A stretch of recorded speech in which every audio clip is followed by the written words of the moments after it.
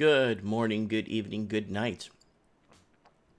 Wherever you may be watching this transmission, it is I, Mike Martins, broadcasting from Merritt, British Columbia. So, I brought you the story about banks getting, banks in Australia working out deals with food banks so people could afford to pay their mortgages. Well, if you thought that was bad, people in Scotland hit famine level. And when I say famine level, thousands can't afford to eat. This is a big deal. Once you can't put gas in the tank to keep you going, that starts to affect you emotionally, mentally. It starts breaking down your thought process. It breaks down your ability to be able to go to work. It starts breaking down, especially people that are on medications or something and they need to eat with food and they can't afford to eat. This is becoming a downright plague in the Commonwealth. It's all over Canada. It's happening in western United States and parts in the east of the United States there. It's happening all over Australia. Australian banks are working with food banks to feed people so they could afford to pay their mortgages because they can't afford to buy food. And I covered that story like a few months back. Food bank usage in Scotland at record high as thousands can't afford to eat. Well, I got this from... This article was sent to me from Kimberly from Edinburgh. She says, Mike, you are spot on about the Commonwealth. There were bidding wars here this past summer. My rent has went up over 25%. And most of my friends are flat surfing, a.k.a. on couches. Mike, we watch you on our lunch break here in Scotland, and you are a well-known personality here covering discussions and advocating a voice for the working class people. Thank you, Mike, and God bless. And sorry for the loss of your father. Anyways, okay, so sorry, I'm reading that from another screen way over that side there.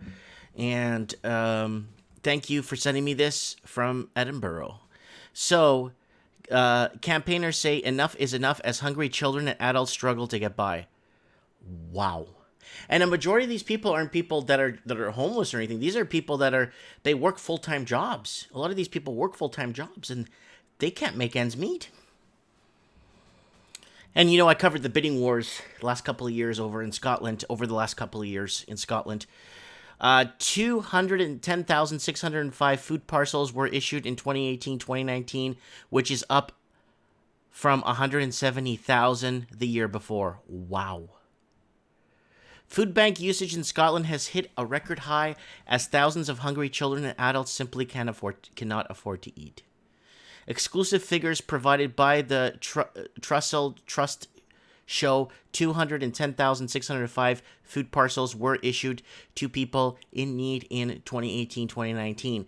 Around 1 in 3, or 69,410, was for a child. Holy 69,000 of it was for a child.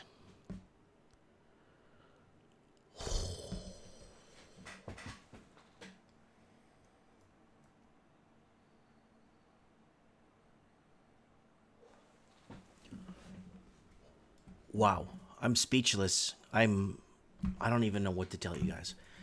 Campaigners said enough is enough and warned universal credit was contributing to the huge numbers of people who don't have enough money to pay for basics.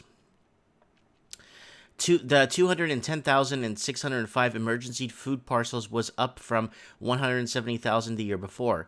It was also the highest number of parcels out since comparable records were first published in 2012 and 2013.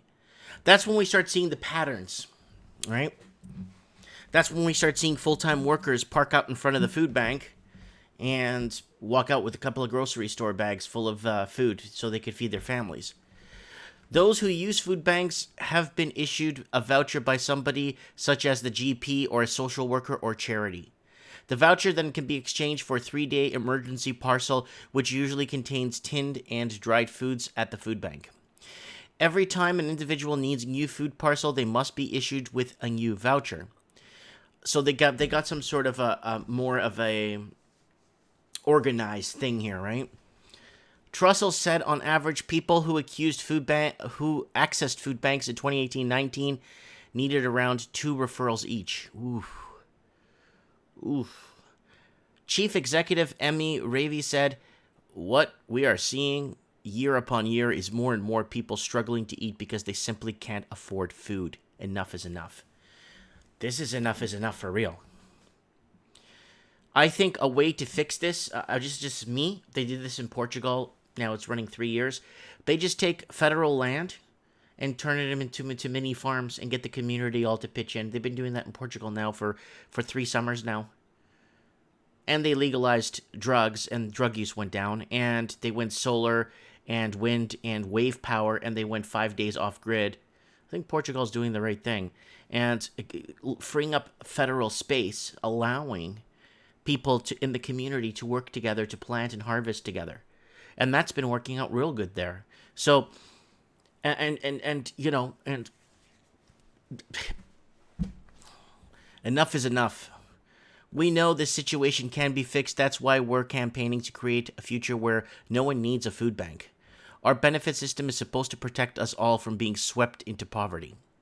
Universal credit should be a part of a solution, but currently the 5-week wait is leaving many without enough money to cover their basics. As a priority, we're urging the government to end the wait for universal credit to ease the pressure on thousands of households. It's unacceptable, and that anyone should have to use a food bank in the first place. No charity can replace the dignity of having a financial security. So, Ireland's in the same boat too. Remember Dublin? We're covering Dublin here, Ireland, and what's happening with their, bidding wars on their housing, losing people, couch surfing, and the Irish proper are basically pissed off at the changes they're seeing in their cities, and they're not liking it. And the Irish proper is going to be worse than the potato famine. This is going to be really big. You know what I'm saying? And with a lot of countries not taking in immigration from Europe anymore, it's going to be really tough, for if Europeans hit a hard time and want to go to the United States, it's really tough to get in now, right? Canada closed immigration from Europeans many years ago, right? So, and here's the funny part. All the Europeans are going back to Portugal, Spain, Germany. A lot of Europeans here that came in the 60s, 70s, and 80s are selling their houses for multi-million dollars and just moving back to Europe. So the pattern's actually getting stronger. So that's why, in the long term, we're urging government to ensure benefit payments reflect the true cost of living. That's true. It's not even about benefits. It's about even wages, because a lot of people ask me, Mike, what do you think of capitalism? It's a failure. No, capitalism works. Capitalism works, but wages need to stay in check with inflation. That's the only way capitalism would work. Inflation, wages.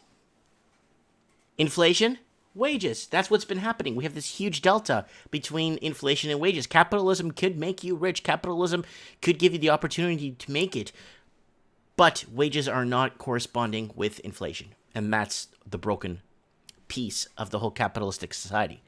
A DWP spokesperson said universal credit is a force for fairness, providing support to people who are unemployed and helping them find work as quickly as possible.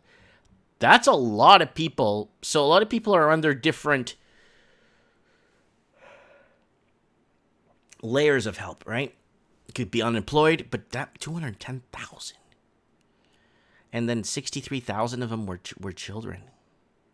69,410 was for a child. Wow. Guys, I'm in shock with this. I mean, I'm not in shock. Well, we know what's happening, but I'm in shock to a point where it's causing affordability. Affordability levels are just out the window right now.